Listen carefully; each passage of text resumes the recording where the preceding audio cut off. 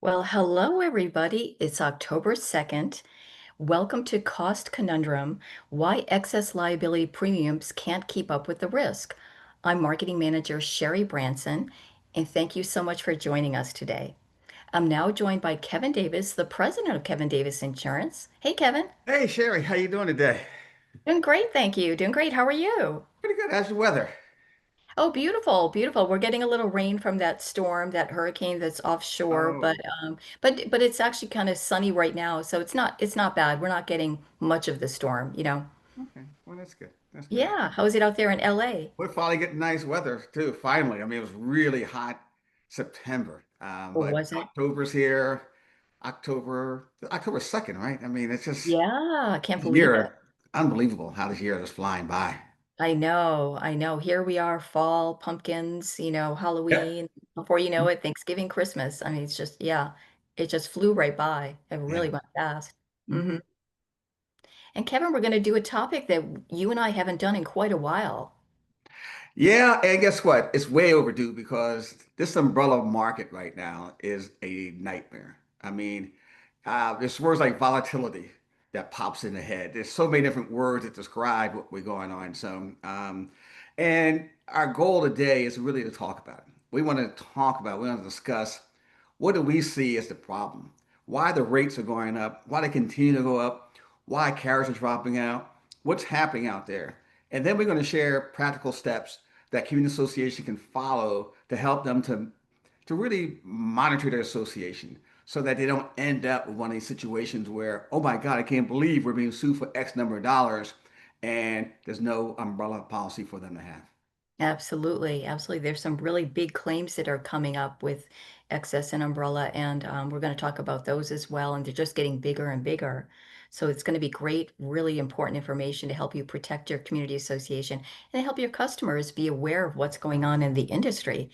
And I did want to take a second to give my email address. It's sherry.branson@amwins.com. If you'd like a copy of today's presentation, the PowerPoint, please send me an email. I'm happy to email it to you. And I did also want to mention we record all of our webinars and we put them on our YouTube channel and on our LinkedIn page. So if you'd like to follow us on either one of those pages or both of them, you can stay up to date on the latest news from Kevin Davis Insurance. So feel free to follow us. And Kevin, so let's talk about, what's happening right now. Why are these claims getting so big and what are the changes that you're seeing taking place right now? Sure. You know what? To me, I divide them into three areas. Number one, it's just the rise of the strategic attorney. These are the guys out there, these plaintiff attorneys out there who really are focusing in whatever industry they want to be. I don't care, community associations or hospitals, whatever industry they want to get in, they are strategic about it. And they are targeting them and they are winning a lot of money. So that's the number one reason. Second reason is I call it the deterioration of community association living ever since COVID. When COVID was over, it changed the dynamics of community association living. And as a result, we're seeing some of these changes impact our D&O claims, liability claims, all types of liability related claims. And it's really becoming a problem. So we'll talk about that. And the third thing is, and I'm going to call it the overreaction and retrenchment of our insurance providers. I'm calling it overreaction because what they have done over the past several years is to start raising rates on everything across the board. And a lot of it, you wonder, do they have documentation to support it or not? I don't know. We do a lot of umbrella policies, a lot of D&O policies, and I haven't seen a lot of the multi-million dollar policy, claims under there. So I'm going to reach out and said it's kind of overreactive to it, and hopefully if it is overreacting, that means eventually they'll see that, guess what? Maybe we don't need to do the things we're doing. Maybe we can take a step back a little bit. So hopefully Things listening might to be. this webinar and they'll pay attention and go, okay, Kevin's right. We can kind of back down a little bit, but we'll Mhm. all, you know, we'll all know together when we get done. So that's kind of the structure of the day. That's what we're going to be talking about. And I guess let's get started. Okay, absolutely. And the first thing that you mentioned, Kevin, is the rise of the strategic plaintiff's attorney. What do you mean by that? Yeah, okay. First of all, did you know that there's 1.3 million lawyers in the United States? Wow. Yeah. I don't think I knew that. I don't know if anybody, joining us today knew that, but that's a lot of lawyers. A lot of And there's cases. one out of every four are in two states, New York and California. Oh, okay. Interesting. Yeah. Interesting. Uh, So that would lead to probably a lot of claims in those There states. we go. So now at 31,000 every year coming out of law school, taking the bar, 31,000 every single year over the past several years, and they expect the board to continue and to grow and to grow. So Mm. just knowing that alone, guess what? Guess what they are doing? They want to make money. They want to make money, and how they're going to make money is by thinking and doing things a little bit different. The one thing they're doing differently is that they understand the insurance policy. Okay. They get it. Mhm. The first question they'll have asked you is what limit you have under your liability policy, general liability, your D&O, and your umbrella. Can I see a copy of it? And then Mhm. they'll have a structured lawsuit that makes sure it taps all those policies.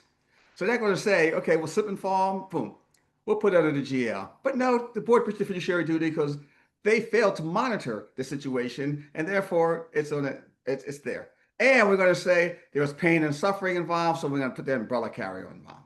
So Mhm. right now we're talking about really these lawyers. And again, just think one out of every four is in California and New York. And guess where? Guess where most of our claims are coming from?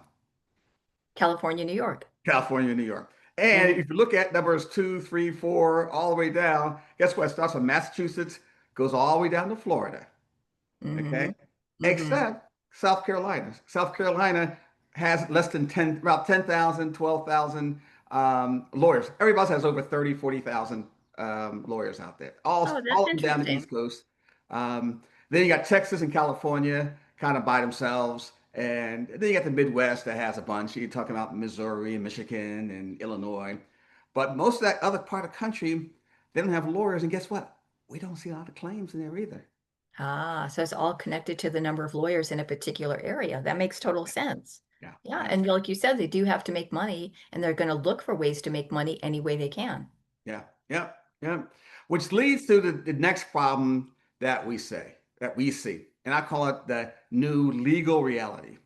And this Hmm. is a problem that has seemed to gotten bigger. We're talking about nuclear and thermonuclear jury verdicts. Now, there was no such thing as thermonuclear verdicts a couple of years ago. No, It's a no, I was brand going to new say term. we never talked about thermonuclear before. This is like Yeah. a new kind of a new thing that's popped up. Yeah, they've always been nuclear verdicts, and nuclear verdicts anything over $10 million. So you have a Hmm. $10 million lawsuit, it's nuclear. Now the thermonuclear is anything at $100 million. Wow. Okay. Okay. Yeah, definitely Uh, thermonuclear. yeah. And guess what? So right now there are two major lawsuits out there that's over $1 billion. Yeah. Okay. One's Hmm. Monsanto, their weed killer. That's at 2 point something million. And the big one is Johnson Johnson's, the powder stuff. That's like Baby $4 powder, baby billion. powder, dollars. baby Okay. powder, right? Hmm. Yeah. And so what happens is that you got these lawyers out there who say, I want a piece of that. I want to get some of that money out there. And again, what they do is take a dive into something and they focus in on it. Um, Again, you look at something like nuclear versus thermonuclear. Do you remember the hot coffee that was spilled on that person Yeah, years ago McDonald's. at Wasn't it McDonald's? McDonald's? Yeah. Yeah, yeah. And that was a huge claim too. It was a big deal. Everybody said, I can't believe a lady. Guess how much that verdict was? I don't $3 million. remember. It was 3 million. Wow. Wow. Not a Just big deal, hot is it? coffee. Yeah, yeah. Now, Unbelievable.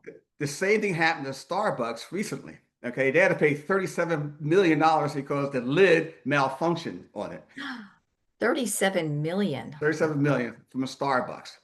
So here it Unbelievable. is, all those years later, we went from 3 million to 37 million. And when it was 3 million, we thought the world was ending. We thought that was the most Right. Right. outrageous thing they ever heard. Everybody was shocked. Everybody was For shocked sure. by that. Yeah, Now 37 million. yeah, yeah, yeah. Mm. That's what I think, and Kevin, when people, like you said, we see this in the news and you hear these headlines and you see those numbers, the Mhm. lawyers are paying attention to that. Of course they Yes. are. And people are too. And they'll say, wow, well, let's try for more. And that's what happens with the next thing we're talking about, third party litigation funding. third-party litigation funding supercharges these things. In other words, what happened in third-party litigation is this. So, Sherry, you live in your condominium association. All of a sudden, I'm a lawyer fresh out of law school. And you and I having a conversation, and you say, guess what?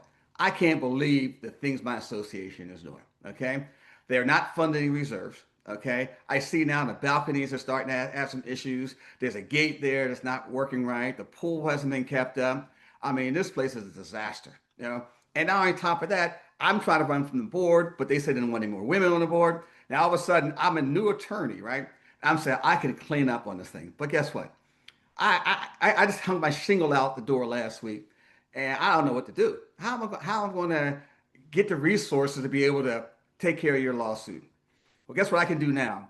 I can do funding. I can go to a funding source and say, guess what?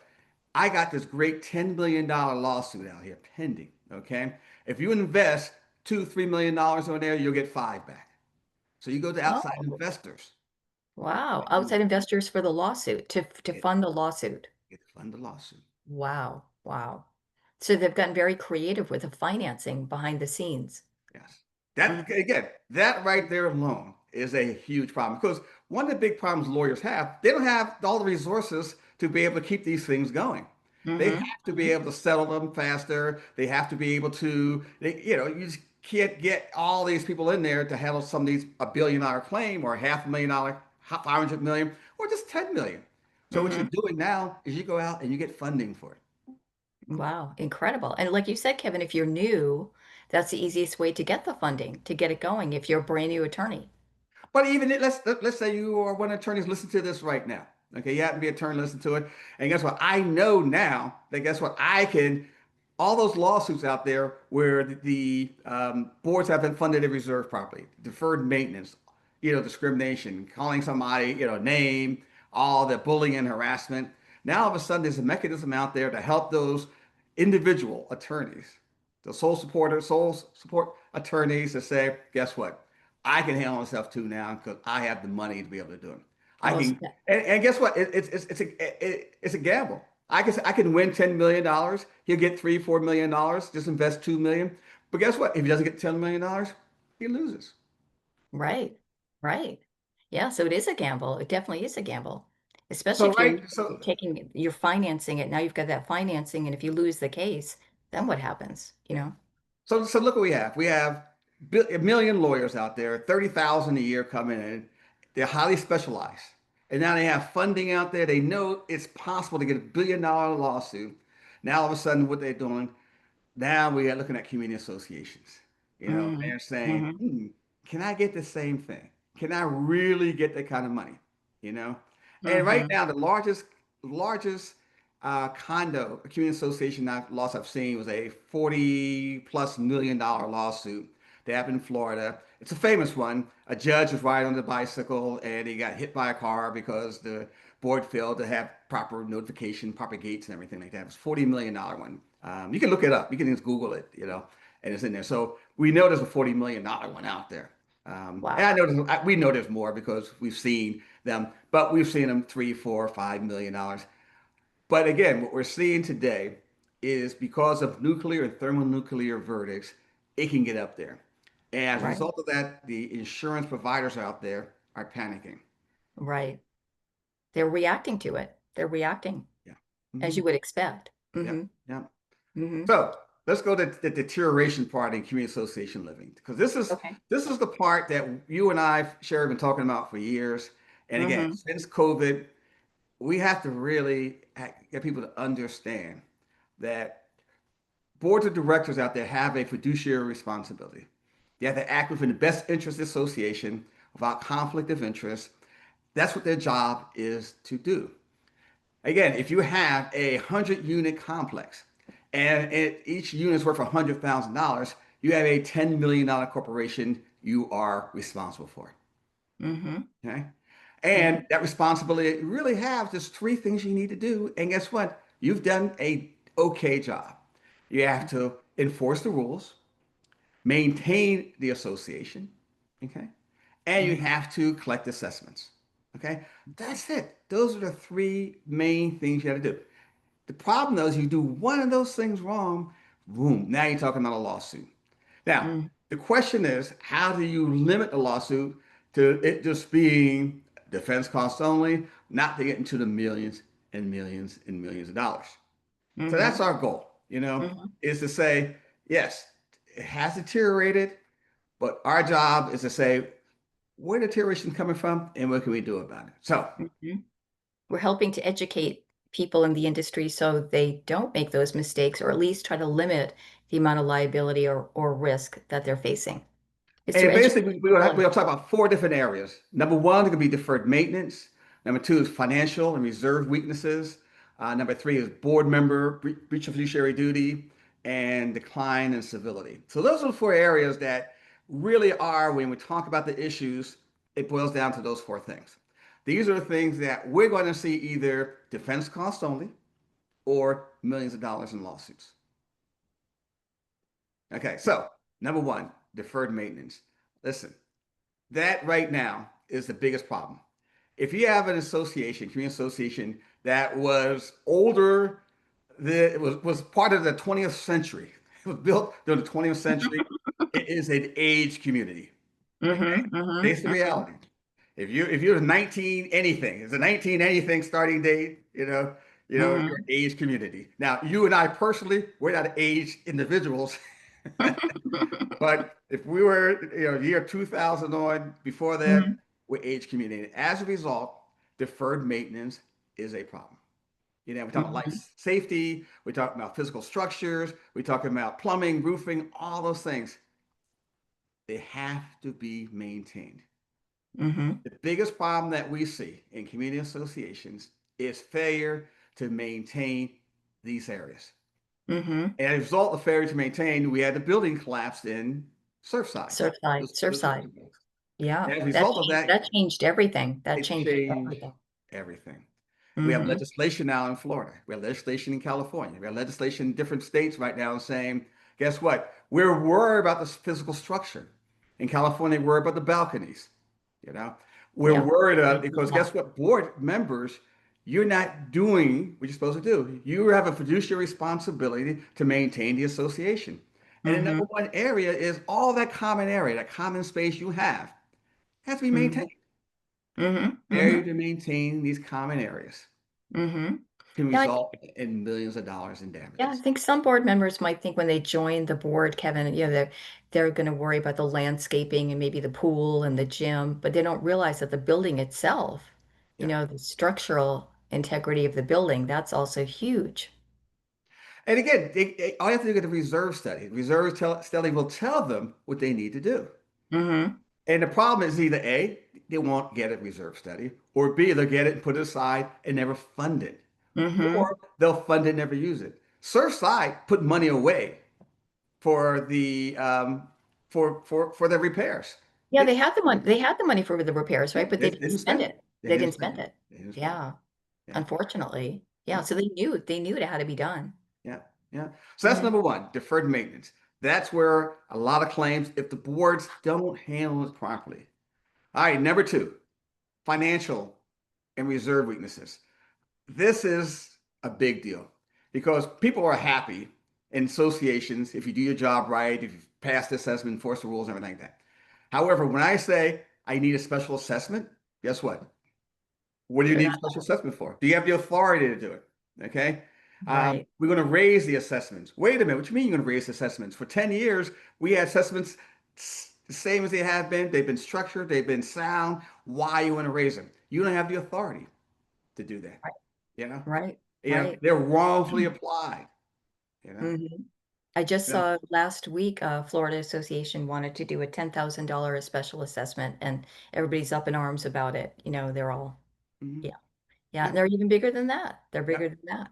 Hmm. These are the things that creates a big problem because most of your reserves are underfunded. Most of them are. Most of them Hmm. don't have enough reserves to repair the roofs, to take care of the balconies, to take care of all the things you need to do. So if they're underfunded and you have to have a special assessment, people will challenge your authority. Do you have authority to pass special assessment? And if Right. you don't have it, you can't do it. Hmm. You know? You have to Hmm. pass the rules. This is a problem. It is. And a Big big problem to me is that every year you do have the board saying the same thing. Guess what? We kept our assessments low. We kept them. We haven't changed them in a number of years. Guess what? Re-elect us next year. Then Right, eventually, guess what? right. Those roofs need to be repaired. The plumbing need to be done. The railings on that balcony or in the stairwell is loose, and all of a Hmm. sudden you have a Big problem. really, really critical problem. Yeah, I think you're right, Kevin. A lot of the boards don't want to pass the an assessment or raise the monthly fees really high, a big jump because they want to get reelected. They don't want to, you know, hear from the homeowners, unhappy homeowners saying, why are you doing this? What's going on? That kind of a thing. So they kind of just keep putting it off and putting it off, you Yeah, know? and all they really should be doing is saying we're doing it because we're going to increase the value of our unit, Right, the value right, of our association. That's why. right, right, right. But Yeah. fear stops them from doing it. So, Mm-hmm. Mm-hmm. all right, this is the next one. Board member fiduciary duty, breach of fiduciary duty. Okay. This is the big one because selective enforcement, discrimination, failing to enforce rules uniformly is a problem. For some reason, they got it with certain people and they'll force the rules this way to these people. Other people get away with murder. There's conflict of interest where, guess what? I want my south-facing doors fixed right now because the sun is damaging ours. But the guys on the west, yeah, we don't care about them too much, you know? Or guess what? Mm-hmm. I got a dog, so we want to have dogs, but we want dogs that's under 20 pounds because my dog is 19 pounds and we don't want big dogs. I mean, these are all conflict of interest that we have inside there. Or guess what? My uncle's a landscaper. All these different things are conflict of interest. Mm-hmm. Mm-hmm. Now, the next one here is a big one, failure to comply with legislation. Okay. Mm-hmm. This is a big one today because you have Fannie Mae, Freddie Mac, FHA are Mm-hmm. blacklisting associations. They're Mm-hmm. saying you don't meet their standard. You don't meet the requirement for me to give you a loan. So Mm-hmm. Sherry, you live in an HOA. Can you imagine you want to sell your unit to move back to LA, California, because you're tired of living in Florida. And all of a Mm-hmm. sudden you can't sell your unit because FHA say, guess what? Your association failed to Mm-hmm. comply with certain standards. Oh, I would not be happy. Now you're not going to be happy. Guess what you're going to do? You're going to sue Ew. the And a board of sue. directors because guess what? Now, instead of your association being worth X number of dollars, it's worth X minus 10 or 20 or 30. Right, right. Yeah, you've lost value. You lost Lost value, value. and yeah, and it would be multiple lawsuits happening, Kevin. If Mhm. if nobody could sell, the whole neighborhood, that would be just a huge. It could be class action. If And it's a there's huge so many neighborhood. associates out there on the blacklist, so many of them out there right now. Mm-hmm. That it Mm-hmm. is, again, it goes back to the association has a duty to maintain. They have a duty Mm-hmm. to do these things. And whenever they breach Mm-hmm. their fiduciary duty, bam, they got to comply with legislation. They got to comply with the state laws. Florida has all these new laws. Oh, tons of new laws. Mm-hmm. And guess what happens if you don't comply with them? Now, Yeah. again, if you say, listen, we understand our lawyers said that we have complied with them, you still can get sued, but it's Right. defense Right. cost only, or it's a Right. small judgment. Okay. Right. Right. Understand what these things are. So the Poor lesson from record this, keeping. Kevin, is definitely have an attorney to consult because with the Yes. laws changing rapidly and you're just doing this as a volunteer job, part-time volunteer job, you know what I mean? And you're not a lawyer, then definitely have an attorney. Definitely find, to stay up to date on the latest requirements and changes and make sure that everything's filed on time, that kind of a thing. Yeah. Mhm. And then you get the poor record keeping. Again, if you are laws, if you have state legislation says you have to have these documentations, you got to keep track of these records. Mhm. So again, these are the things that when you get sued for breach of fiduciary duty, these are the things going to happen. And your job is to say, guess what? I have records. I complied. Mhm. There's no conflict there, and all my rules are uniform. So guess what? We get defense costs, and I don't see a judgment. I get to sleep. I get to sleep at night. But one Mhm. of these things are wrong. Now all of a sudden you're talking about judgment. You're talking about damages. You're talking about maybe punitive damages. Because you have one of those new aggressive lawyers out there who says, guess what? I'm going to have a GL suit because of defamation. I'm going to have a DNO suit because they breached their fiduciary duty because they didn't have a timely election. and it's going to cost association a lot of money for pain and suffering. Um, Go on. So this is what happens. This is the reason why, you know, the carriers out there are looking at these things and saying it's a problem. Now, one more we got Mhm. decline in civility. And the right, yep. And then we've talked This, about this in another webinar, yeah, Kevin. We yeah, covered this particular topic, which is a big, this really, yeah, this is a big deal. yeah. Big deal. It's interesting. I was at a meeting a couple of days ago, right? And well, listen to a webinar or something, and they talked about social pessimism. You know, Huh. I go, never heard that term before. And base social pessimism is that we just lost trust. We just are pessimists right now. We don't have trust. We don't have belief in everything. People tell us that, we're going to have a special assessment because we want to increase the value of our unit. We don't agree with it. We've become desensitized to everything that arounds us all the time. We've been hearing so much news. We've been Oh, inundated with the so news much is just weight. bombarding us. Yeah. We've been desensitized.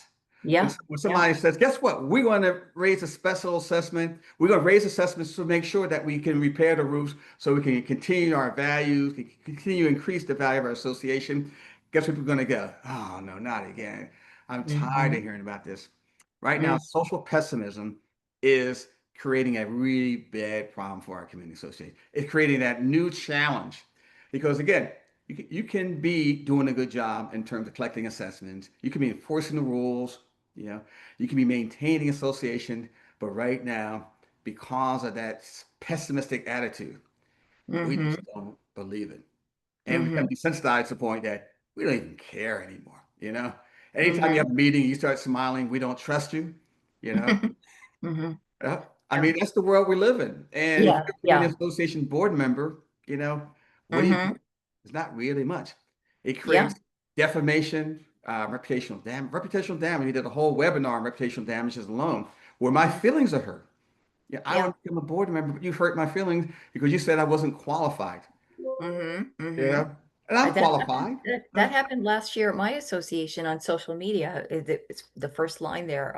Yeah, there was something had happened where they'd made a mistake with the budget, some Mhm. kind of line item with the budget or something that wasn't, it was a mistake. And then they sent out an email that they'd corrected it. But then people really, Yep. started complaining and, oh, they don't know what they're doing and blah, blah, Yep. blah, all over social media. I'm thinking, There you oh go. That boy, first line, what it they says. better, they better Amplified on social media. Right there. like, Amplified on social media. everybody's, going crazy. I'm like, oh Yeah. boy. Yeah. Yeah. Yeah. It Mhm. is, again, this is where we're at today. But again, what we want our boards to do is that if you do the your best job possible, you're talking Mhm. about this being defended. Mhm. No Mhm. judgment, no judgment. Listen, we made a mistake, Yeah. we made a correction in there, and we Yeah, tell they it corrected it and then they let we were everybody know. transparent with our Yeah. mistake. Yeah. Yeah. I mean, they corrected it. It wasn't like they tried to hide it, Yeah. Hmm. And the point what happens is that hopefully that lawyer, who new aggressive lawyer, finds out that guess what? He made a mistake and there's no damages. Right. Damages. Exactly. Yeah. How were Nobody you got hurt. harmed by that mistake? No. Well, they're just incompetent. They don't know what they're doing. They should be out. Yeah, but how were you harmed? If Right. there's no way you've been harmed, it goes back to defense costs, no millions and millions of dollars of judgment. Hmm. Absolutely. Yeah. Absolutely. Yeah. Yeah. But social media has opened up a whole can of worms. You know what I mean? I Yeah. think for every neighborhood because you just don't know what people are going to start posting and just there's just a lot of situations that happen. And the problem Neighbors too, the fighting with neighbors. And, bigger problem with that, Sherry, is that before it was discrimination. But guess hmm. what? Things like bullying and harassment, Hmm. it doesn't matter what color you are or if male or female. Hmm. It's part of now, fair housing. Hmm. I mean, that's all part of it. It's all part of. So listen, right now, these are the big issues happening. Hmm. So let's go. So what are our insurance people doing about it? Okay. Hmm. And I said this overreacting and retrenching from carriers. Okay. Hmm. Number one, reduce capacity. There's Hmm. fewer insurance, less competition, higher rates, stricter underwriting, and less flexibility. That's really Hmm. it in a nutshell. I mean, Hmm. and a lot of it has to do with the fact that insurance carriers, have not been making money over the past several years. However, if you start looking at some of their numbers and the fact that we didn't have a major hurricane this year, I think they Hmm. started to make some money there. I don't want to hear they're not making money anymore because these rates have been going up. But again, they are afraid.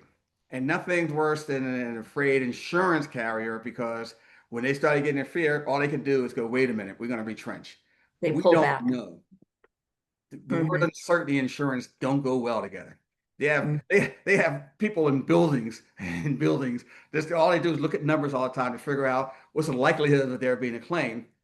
But uncertainty says we don't know. So what we're going Right. to do is have fewer carriers, less competition, higher rates in there.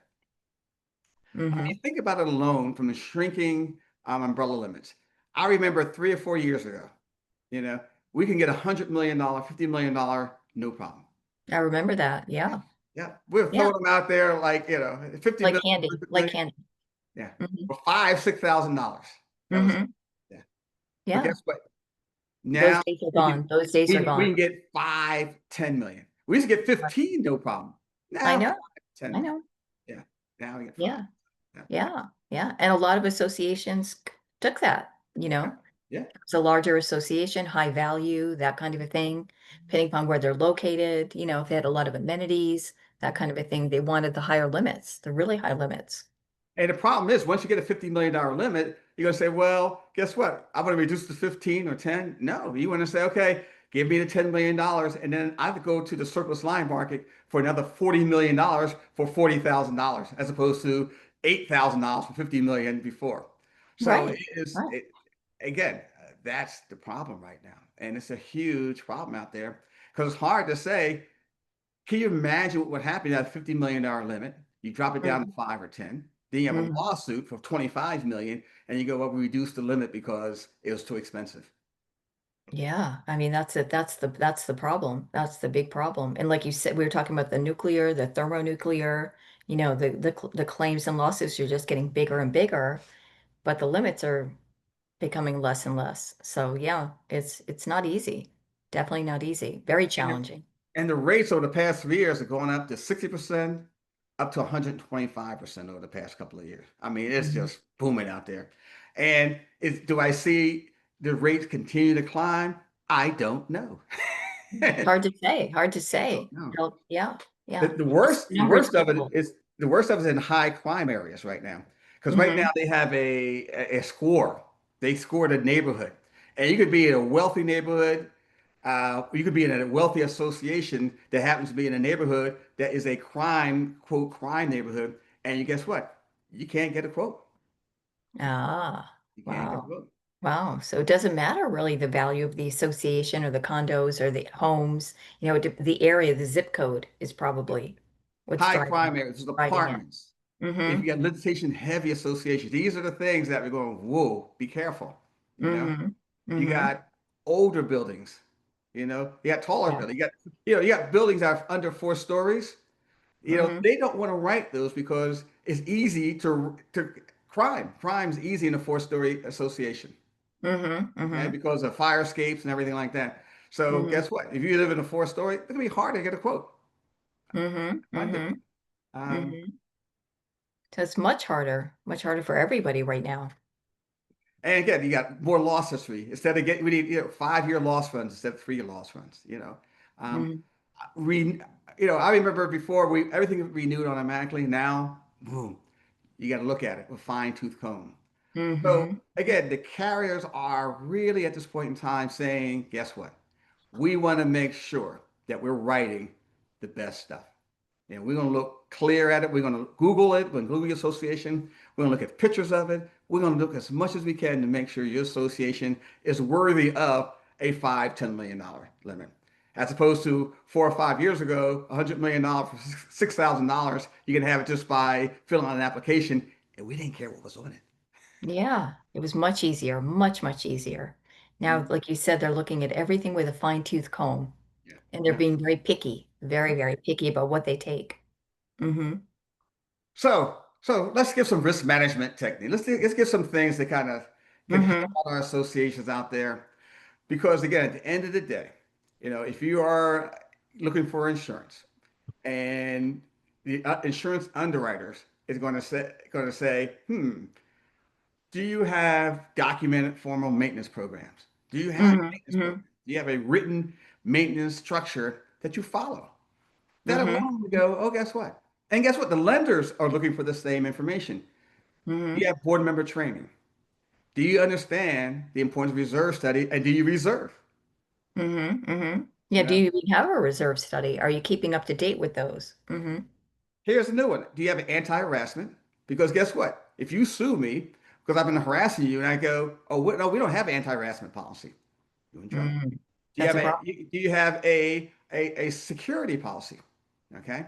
Because if you live in a high crime area and you don't have a security policy, guess what? Mm-hmm. You can be in Yeah, trouble. Do you have any right, cyber policy? Because right. guess what? Cyber. Mm-hmm. Cyber is becoming a problem in the association, especially if you have a server. Mm-hmm. Even if you have a server, you have money that goes from one person to another person. Do you have a policy? What happens if there's cyber loss? What Right, happens if the manager has a cyber loss? Do you right. have a agreement with them? Who's going to handle, who doesn't? These are Mm-hmm. things that's going to help you when it comes to um, getting insurance and keeping your insurance rates down low. And the Mm-hmm. last thing I always got to say is work with somebody who understands. Work with an insurance professional who understands community associations. Right, right. Okay? Because it's very unique. Very, very unique. Yeah. Yeah. And you can Mm-hmm. see the things that we talked about. If you happen to be handling strip malls and you happen to be a relative of somebody, a board member, say, I can get you a good deal, I get you a good rate. You know, you're paying way too much for your D&O or your crime. These things are designed for community associations. Those exposures I talked about, those four, does not apply to anything else in the country. Because all the businesses out there is that I can suffer monetary losses. I'm suffering because you did something incorrectly. Here, these things are just emotionally draining. Mm-hmm. Absolutely. Yeah, it's very unique and different compared to other claims and other situations and other risks. So make sure that you work with people who are in the industry, know the industry, and are up to date on everything that's going on in it, the trends and changes that are happening. Because that makes it's like a night and day, a difference between night and day. Hmm. And if you can't find it, just keep listening to us. We'll be back again next month and we'll talk about these issues, keep you informed, keep you up to date. That's our job. Hmm. Right, Sherry? Absolutely. Yeah, we're going to keep providing great education for everybody and information. And you can always reach out to Kevin or I if you have questions about anything. Absolutely. And I did want to take a second to mention that just our appetite, just throw it out there. Um, the excess policy that we have, excess liability, covers residential, commercial, and office condominiums, townhomes, homeowners associations, planned unit developments, PUDs, master associations, and lesser's risk building owners. So I did want to mention that. And I did also want to mention, Kevin, there's a great resource which insureds can use if you're insured with our Dino policy. It's a risk management hotline, and this phone number is 855-548-8656. Now, this is for the DNO side, but this is available to all insureds through the CAM program, and it's open Monday through Friday. It's a free 1 hour of risk management advice from the law firm of Cole, Scott, and Cassane. So feel free to call that number and share it with your insureds. And let's see, Kevin does a great podcast once a month called Common Sense for Common Areas. And Kevin, can you talk about your podcast a little bit? Sure.